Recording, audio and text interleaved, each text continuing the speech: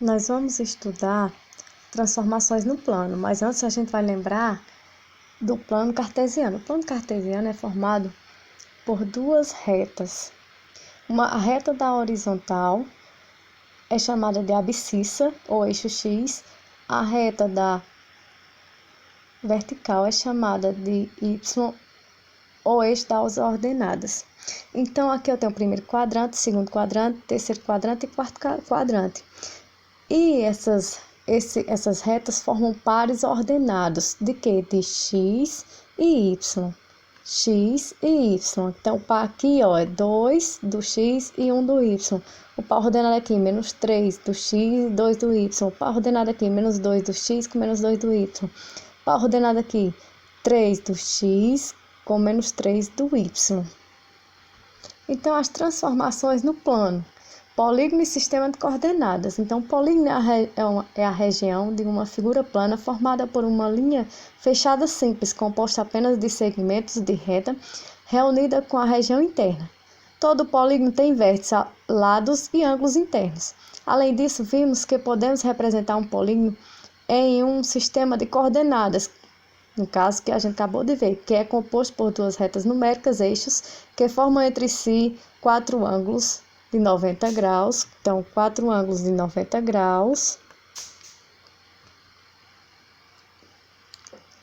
Eixos perpendiculares, determinando um plano chamado de plano cartesiano. O par de números x e y representa as coordenadas de um ponto no plano cartesiano. Então, veja a representação de um quadrilátero no plano cartesiano, que é o polígono A.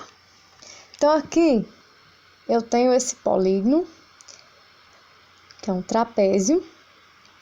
Quais são as coordenadas dele? Os vértices 2 e 4, 4 e 4, 1 e 2, 5 e 2. Então, em polígonos, assim como em outras figuras, podem ser aplicadas transformações geométricas. Os polígonos obtidos por essas transformações são imagens do original e por ter suas medidas dos lados alterados, assim como sua posição no plano. Então, vamos ver aqui.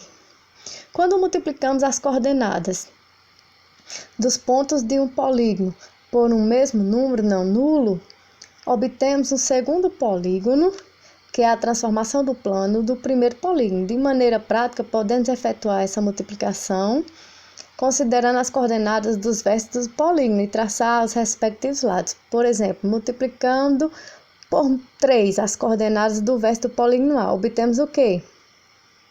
Na ampliação e na redução. Se eu multiplicar por 3, ó, 3 vezes 2, 6. 4 vezes 3, 12. 1 vezes 3, 3. 3 vezes 2, 6.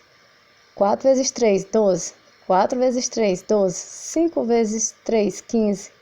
2 vezes 3, 6. Então, eu fiz uma ampliação do polígono A, eu fiz o polígono B, que foi a figura ampliada. Eu multipliquei todos os pares aí por o mesmo número. Então, o polígono B é a figura obtida pela transformação efetuada pelo polígono A. No caso, eu fiz uma ampliação. E se eu quisesse fazer uma redução, eu ia fazer a divisão. 6 dividido por 3, 2. 12 dividido por 3, 4. Sempre pelo mesmo número. 3 dividido por 3, 1. 6 dividido por 3, 2.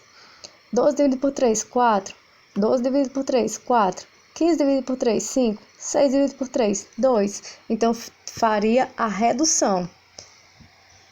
Aí, observe outra transformação aplicada no polígono A, de tal forma que obtemos o polígono C. A transformação mostrada, que eu tenho o polígono A e aqui eu tenho o polígono C, é obtida multiplicando apenas a coordenada do eixo vertical. A coordenada do eixo vertical é a Y. De todos os pontos do polígono A por menos 1. Então, menos 1 vezes 2, menos 2. Menos 1 vezes 4, menos 4. Menos 1 vezes 4, menos 4. Menos 1 vezes 2, menos 2. Então, assim, os vértices do polígono C têm coordenadas 1 e menos 2, 5 e menos 2, 2 e menos 4 e 4 e menos 4.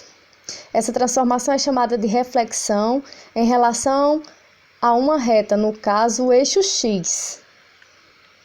Eles estão o quê? o polígono C é a reflexão do polígono A. E pode gerar uma figura idêntica à original, mesma forma e tamanho, só que em posição invertida em relação ao eixo X. Reflexão, isso é a reflexão. Quando multiplicamos as coordenadas dos pontos do polígono A por menos 1, obtemos o polígono D, considerando que está no terceiro quadrante.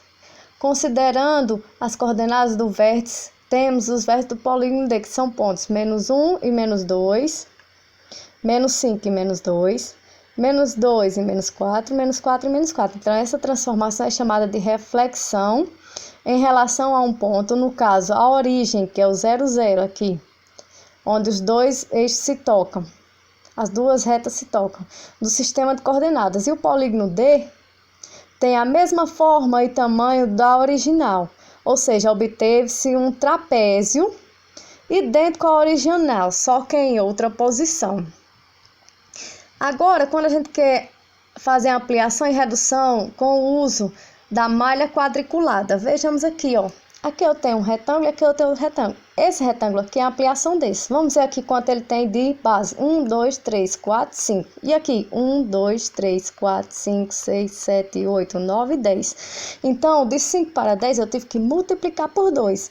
Como eu multipliquei por 2 esse lado, eu tenho também que multiplicar por 2 aqui. Aqui é 1, 2, 3. 3 vezes 2, 1, 2, 3, 4, 5, 6. Então, tem que multiplicar por 2 nos 4 lados. Outra ampliação e redução com os da malha. Ó, há uma proporção aqui? Ah, por quê? De 2 para 1, aqui eu fiz o quê?